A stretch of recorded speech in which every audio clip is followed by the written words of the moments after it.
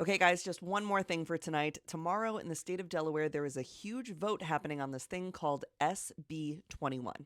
And if SB21 passes, it will have a massive negative impact on Delaware's funding for things like schools, infrastructure, and public and community programs.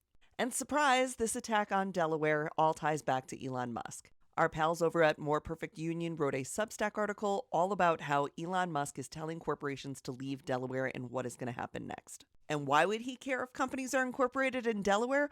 Because Tesla and SpaceX used to be incorporated in Delaware. And so when the Tesla board wanted to give him that $56 billion salary he was demanding, a judge in Delaware said, no, that's not possible. No. So when he lost that lawsuit, he moved his companies down to Texas and is now pestering everybody else to abandon Delaware too. And the real kicker here is one of the lawyers that worked on that case for the $56 billion pay package Elon lost is also a lawyer who helped draft SB 21, which would change Delaware's laws from the way they are now, which has been historically very business friendly, to a little bit more hostile to businesses. Delaware is also the place where a lot of precedent for business law has been set.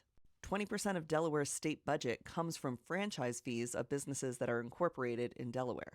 I could not have expected that in 2025, about half of my time would be spent chasing around a South African-born billionaire wannabe oligarch to try and protect states' rights, but here we are. A link to the really detailed explainer on what's happening in Delaware written by More Perfect Union can be found in my bio. You can also find some resources on how to support people in Delaware who are very against this bill passing. But I think Rep. Wilson Anton put it best when she said our budget is being held hostage and we're supposed to just listen to the demands, but we have not been told who they're coming from. When we continue to pass bills that are catering to a very small minority of companies that have lost in court and are upset they lost in court, it creates an environment where other companies say, you know what, we're just going to stay in our home state because Delaware is just a state where the highest bidder gets to write the law. Really hoping for you guys in Delaware that you do get to block SB 21. We'll be tuned in all day tomorrow to see how it turns out.